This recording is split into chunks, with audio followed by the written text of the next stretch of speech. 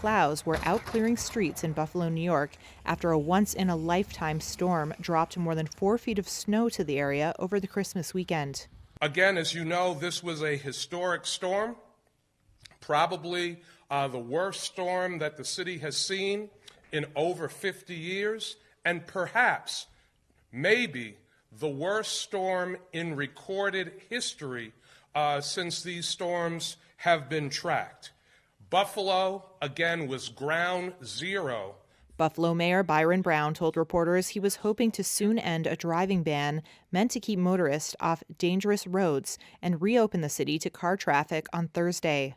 We've cleared about 70% of streets in the city of Buffalo after this historic storm. As the snow clearing mission continues, so does neighborhood wellness checks by police and National Guard members. More than 30 people have died due to storm-related causes in Erie County, and Chief Executive Mark Poloncarz said more dead could be found during the wellness checks in neighborhoods that were without power for extended periods during the storm. Police Commissioner Joseph Gramaglia.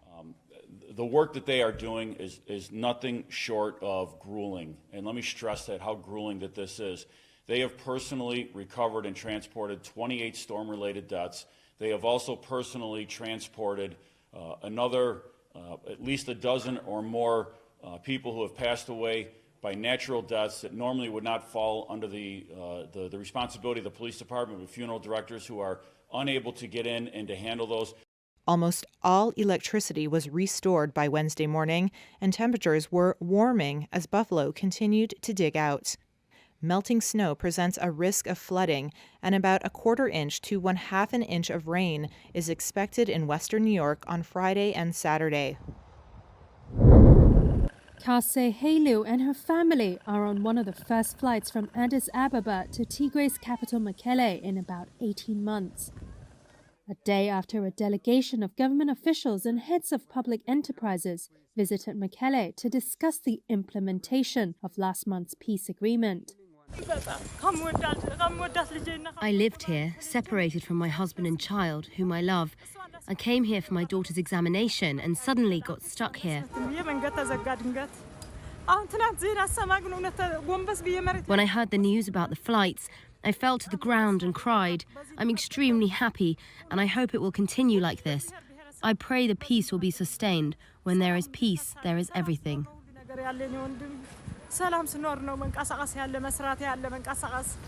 The agreement, which included promises to restore services, ended 2 years of fighting between the Ethiopian federal government and its allies against the Tigrayan forces. The conflict killed thousands and displaced millions. A travel agent in Addis Ababa said the first Mekelle-bound flight was fully booked within hours of the announcement. State media reported on Tuesday that almost the entire region is now connected to the national grid, and telecom services have been restored in 27 towns there. Ethiopian National Security Advisor Redwan Hussein said earlier on Twitter that the handing over of heavy weapons in Mekelle is expected to continue until Thursday. He cited the Nairobi Agreement on the implementation of the peace accord, which called for the handover of heavy weapons, together with the withdrawal of foreign and non-federal forces, without naming specific foreign forces. Eritrean troops, which have fought alongside Ethiopian federal forces, have been accused of looting towns, arresting and killing civilians after the signing of the peace agreement. The Eritrean troops are not signatories. A humanitarian aid worker in the Tigrayan town of Shire told Reuters he saw Eritrean soldiers there on Tuesday morning. The Tigray People's Liberation Front, or the TPLF, called for their departure. Russian forces fired dozens of missiles into the city of Kherson in southern Ukraine Wednesday. The Ukrainian military said the targets included this maternity hospital, where new mothers scrambled for shelter against the attack. There was an abrupt explosion. I grabbed what I had at reach, the blanket, anything I could see, and quickly ran to the corridor. The windows and glass started to shatter. I saw that all the doctors were already in the corridor. They started gathering the girls and went to the basement to hide. When we came to the basement, the shelling wasn't over, not for a minute. Moscow denies targeting civilians. Russian forces retreated from Kherson last month in one of Ukraine's most significant gains of the war. But joy over the city's liberation has turned to fear amid relentless Russian shelling, forcing many to flee. While in the eastern province of Donetsk, fierce fighting has the Ukrainian-held city of Bakhmut in ruins and nearly abandoned.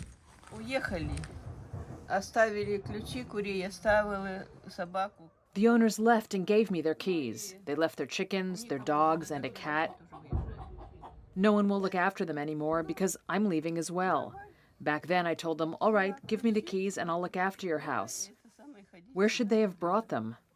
11 months into the war, there are no signs the sides are anywhere near talks aimed at ending it. Slava Ukraini! Ukrainian President Volodymyr Zelensky is pushing a 10-point peace plan that includes Russia fully respecting Ukraine's territorial integrity and pulling out all its troops. But the Kremlin on Wednesday rejected the plan, insisting Kyiv must accept Russia's wartime annexation of 4 Ukrainian regions. U.S. health officials on Wednesday announced new mandatory COVID-19 tests on travelers arriving from China. The measure follows similar requirements imposed by India, Italy, Japan, and Taiwan after Beijing lifted its stringent zero-COVID policies and as cases of the illness spike across China.